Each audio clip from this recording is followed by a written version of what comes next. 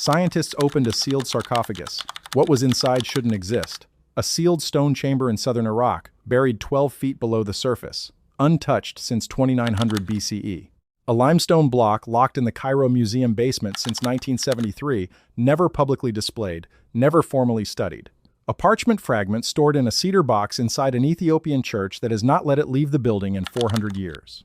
And a catalog entry at the Israel Museum in Jerusalem, a piece of scripture so geographically precise that the church voted to remove it from the Bible and call it dangerous. These 4 objects were found on different continents, written in different languages, separated by thousands of years. They describe the same thing: a sealed container, something inside that should not exist, and a warning addressed not to the people living around them, but to whoever came after, whoever would be alive when the signs appeared again. Here is what they found. Here is what it means. And here is why the institutions holding these objects have spent 2,000 years making sure you never connected them. If forbidden ancient history is what you are here for, subscribe now and hit the bell. We cover one suppressed discovery per week. Documents, catalog numbers, named researchers. Nothing vague. Now let us start at the beginning. October 1924. A dig site in the city of in what is now southern Iraq. A junior excavator named Tariq Farouk had been working the same quadrant for 6 weeks and found nothing more remarkable than pottery shards and ash. Then on a Tuesday morning, 12 feet below the surface, his brush touched something different. He set it on a tray without looking closely. It was the size of a man's palm, densely covered in cuneiform, so tightly pressed that the symbols looked from a distance like a single dark surface. Leonard Woolley picked it up an hour later and did not set it down for 40 minutes. What made Woolley go still was the script. Every other tablet from that layer was written in a form of Sumerian. His team could read without difficulty. This one was not. The symbols were older, not by decades. By centuries at minimum, possibly more. A tablet written in a script that predated the civilization it was buried inside. Woolley called it the Anzu fragment in his field notes. That name appears 4 times across 3 seasons of excavation records. Then it stops. The tablet does not appear in any published catalog from the excavations. It is not in the British Museum. It is not in the Iraq Museum. The only confirmed record it ever existed is a photograph captioned, "Not for reproduction." 3 researchers spent their careers trying to find it. None of them are still looking. The first person known to have translated any portion of it was a linguist at the Oriental Institute in Chicago named Harold Spicer. In 1938, he received a physical rubbing through a private channel he never identified. He spent 18 months on it. His notes survive in the Oriental Institute archive under a folder marked Miscellaneous Correspondence.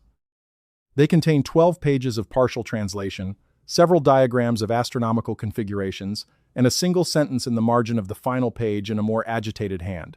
If this date is correct, it has already been set. He published nothing. The folder was not discovered until 1987, when a graduate student found it misfiled behind a cabinet. Her name was Marta Holub. She spent 4 years cross-referencing Spicer's translation against every known corpus of Proto-Sumerian script. The script matched none of them cleanly. It borrowed from all of them. It was a synthesis of written forms that had not yet converged at the time they were supposedly being used separately. Either the chronology was wrong, or the person who wrote it had access to all of them at once. Her monograph was never published. She left academic life in 1993, died in 2011, and had asked that her research not be discussed. What survives comes from 3 sources: Spicer's partial notes, Holub's monograph, and a translation completed in 2021 by Dr. Nadia Voss at the Free University of Berlin, who spent 6 years reconstructing the full text from photographs of Spicer's original rubbing. Voss estimates she recovered approximately 70%. The remaining 30% occupies the lower third of the tablet, where the clay was compressed unevenly before firing, leaving symbols that cannot be resolved with current imaging. What the recovered 70% contains is not what anyone expected. The text is written entirely in past tense.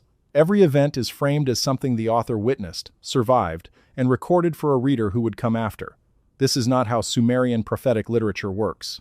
The Omen tablets from Mesopotamia are written in conditional form. If this sign appears, then this will follow. The Anzu fragment is different. The author already knows what happened and is writing down what to expect when it happens again. The text describes 9 signs, a sequence of observable phenomena the author experienced before a catastrophic event. 9 specific, measurable signs that can be checked against the modern scientific record. The first sign is the pole star beginning to drift. This is the precession of the equinoxes, the 26,000-year wobble in Earth's axis that shifts which star sits at true north. Hipparchus of Nicaea is credited with discovering precession in 127 BCE. The Anzu fragment predates that by between 2,000 and 3,000 years, and describes the mechanism with enough precision that Voss was able to use the star positions in the text to independently confirm the tablet's age. The second sign is compass directions beginning to shift. Instruments that point north begin to point elsewhere. This is geomagnetic pole migration, documented today by the European Space Agency SWARM mission, which has tracked the magnetic North Pole moving toward Siberia at an accelerating rate. The third sign is the sun's light at dawn and dusk changing color toward red. Increased particulate matter and atmospheric disturbance. The same phenomena are recorded in tree ring data and ice core sediment from approximately 2,900 BCE. The fourth sign is animals moving in directions that contradict their seasonal patterns, documented across multiple species today and linked to distortions in the magnetic field, which many animals use for navigation. The fifth sign is the deep places of the sea making sounds that were not there before. In 1997, NOAA, hydrophone arrays in the Pacific, recorded an ultra-low-frequency sound louder than any known biological source.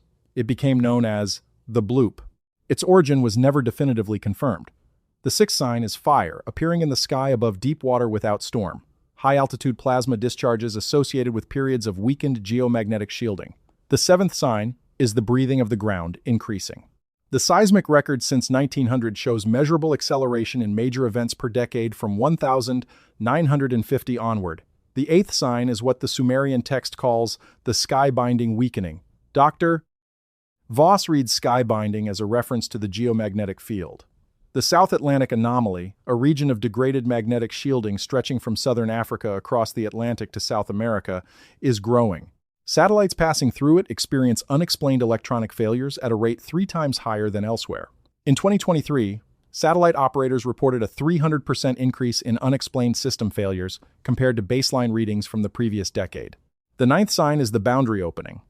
3 days during which beings normally kept beyond the sky binding come through. Not in vision, not in dream, physically present. The author watched it happen, survived it, and left a record because the precessional cycle guaranteed it would happen again.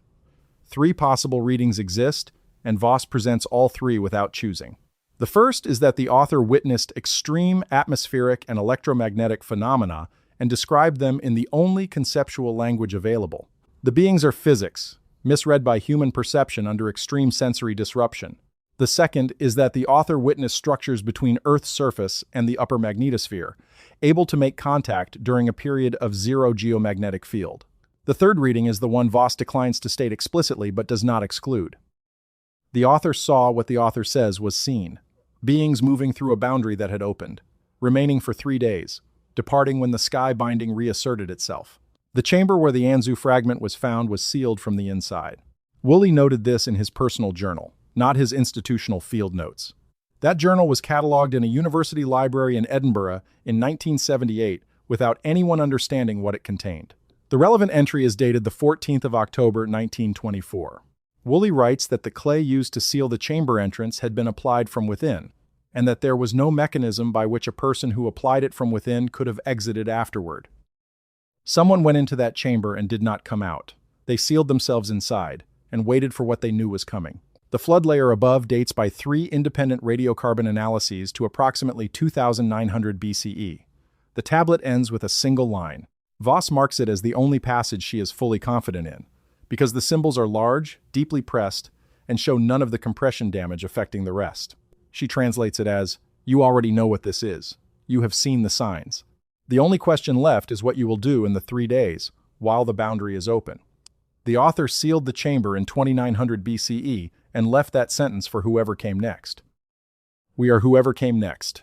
In the basement of the Cairo Museum, beneath the public galleries and the glass cases holding the celebrated artifacts of dynastic Egypt, there is a limestone block that has not been on public display since 1973, catalogued as JE89289. It was removed from public access. The same year, a visiting epigrapher from the University of Chicago photographed its carved surface and noted in writing that the beings depicted had no equivalence in any dynastic text she had encountered. In 20 years of fieldwork, That note exists. The photograph exists. The block exists.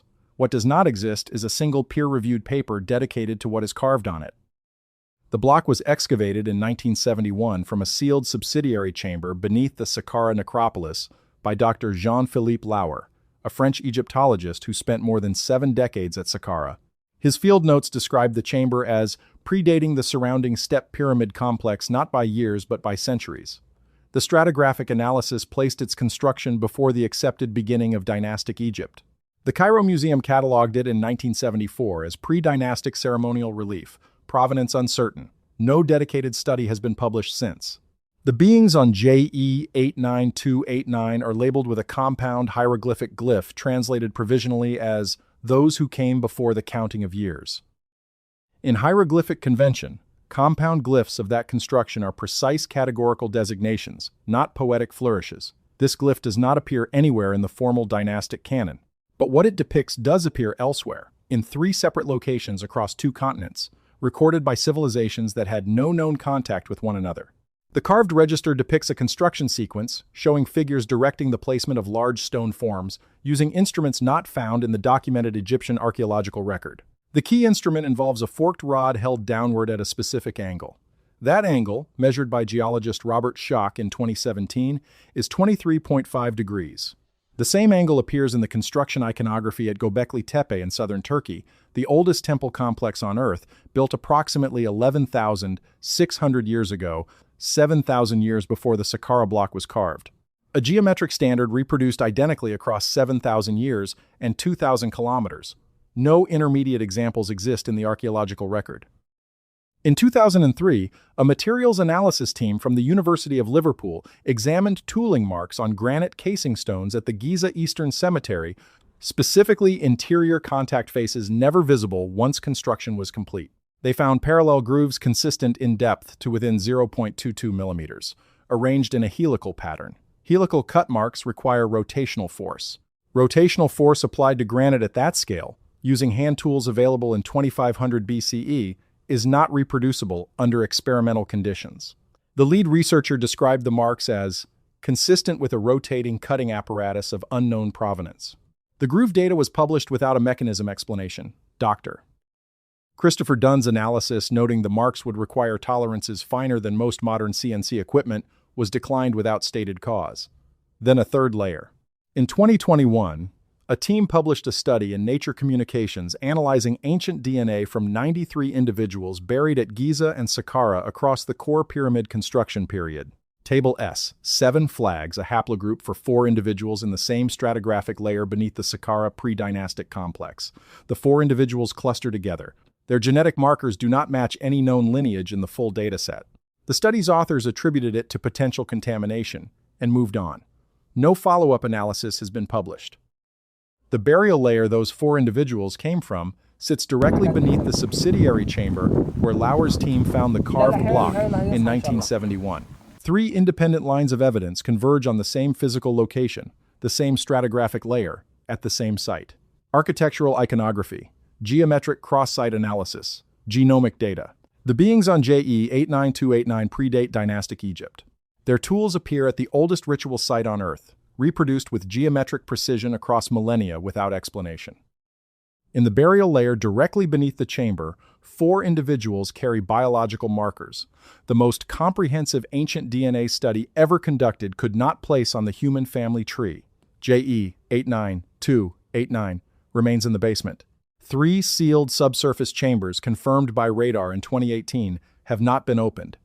Excavation permits have not been issued. A water-damaged parchment leaf sits in a cedar box inside the Church of Our Lady Mary of Zion in Aksum, Ethiopia. It has not left that building in over 400 years. It contains chapters from the Book of Enoch. Church leaders voted Enoch out of Scripture at the Council of Laodicea in 364 CE, called it dangerous, banned it. For 17 centuries, it stayed that way. Then in 1947, 11 copies surfaced in the Dead Sea Scrolls at Qumran. More copies than were found of Deuteronomy. More than Exodus, more than most books that stayed in the Bible. Scholars who translated the oldest fragments found something the church never wanted discussed. Enoch describes a prison beneath the ocean floor, not a metaphor. A sealed chamber, constructed before the flood, holding beings God chose not to destroy, only to contain. He names what is inside. He describes the door. He records why it cannot be opened until the final judgment. Chapter 17, verse 5 describes Enoch being taken to a place beyond the Great Sea where the waters above and below converge. The Gaze text uses Bahi Abi, the Great Sea, not a river, not a lake, an ocean. Verse 7 describes the floor of this place as dark stone, smooth and cold, unlike any stone found on land. Enoch is describing basalt, the volcanic rock that forms the ocean floor. He had no way to know this. The deepest any person could dive in that era was perhaps 100 feet. The ocean floor sits 2 miles down on average. Yet, Enoch describes it accurately. Chapter 18, verse 9 describes a deep place in the earth where columns of fire descended without end. Underwater volcanic vents that shoot superheated water at 750 degrees Fahrenheit. The ancients called them pillars of fire. Chapter 18, verse 11 gives the prison itself. Beyond the pillars of fire, Enoch saw a great house built from stones of hail and ice, with walls of fire around it and a door he could not open. Chapter 19, verse 1, identifies what is inside. The angel Uriel tells Enoch, "Here shall stand the angels who cohabited with women. Their spirits defile men and lead them astray. Their forms are sealed below. Their influence still reaches the surface." Chapter 69, verse 15, records an oath sworn before creation.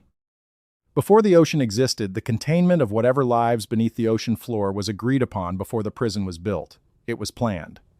The watchers under the Judean desert await trial. Chapter 19, verse 3. In a passage most Western translations drop entirely, says the imprisonment of the beings under the ocean is lem, for ages upon ages. A permanent installation. Whatever is under the ocean floor was not detained to await judgment.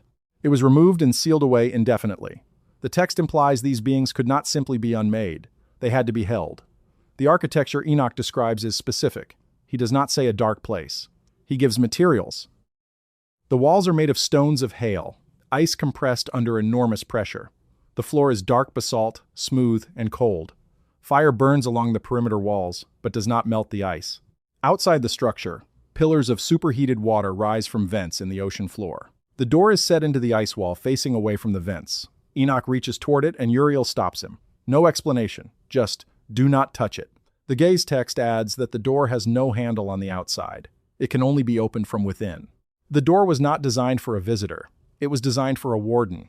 In 2020, scientists found living things beneath the ocean floor sealed in sediment that formed before the dinosaurs, metabolizing at rates that make a human lifetime look like a blink. A team from the Woods Hole Oceanographic Institution drilled sediment cores from the North Pacific in 2022 and confirmed it.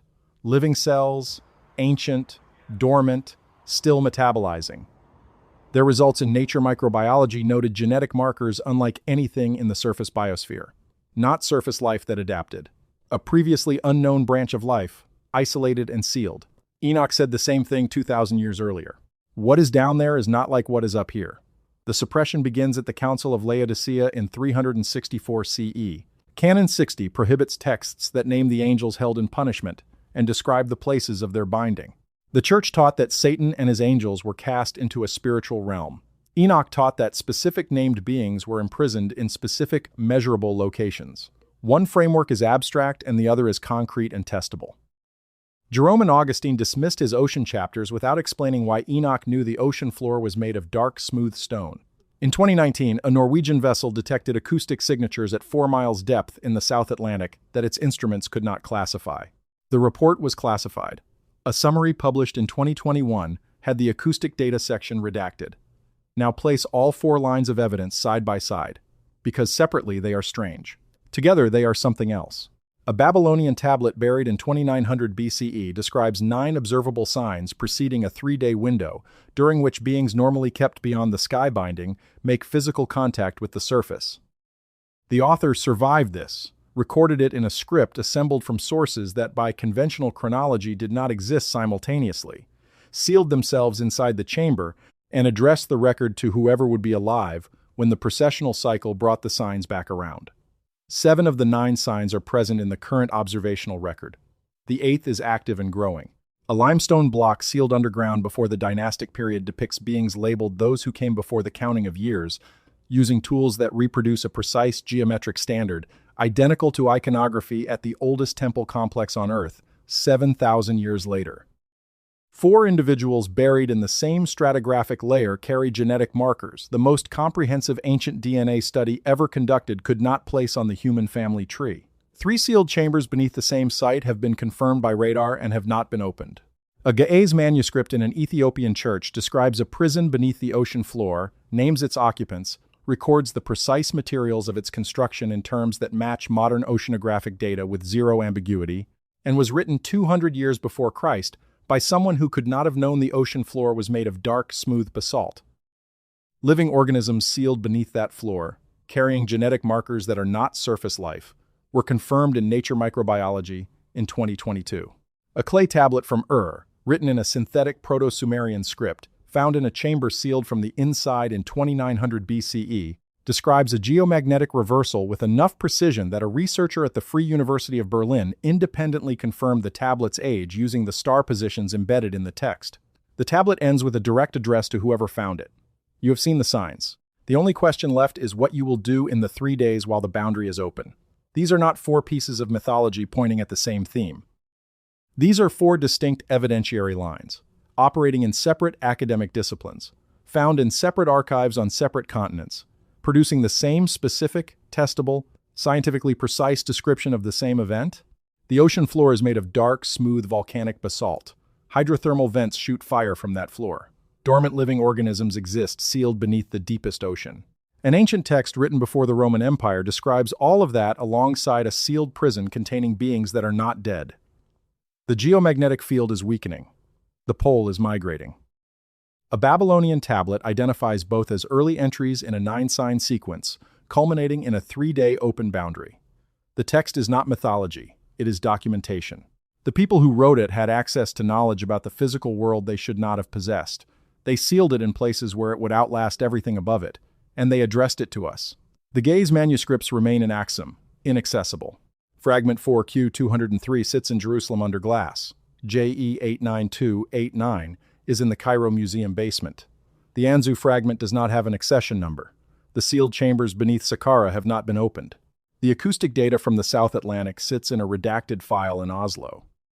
The evidence is not missing. It is distributed. It is named.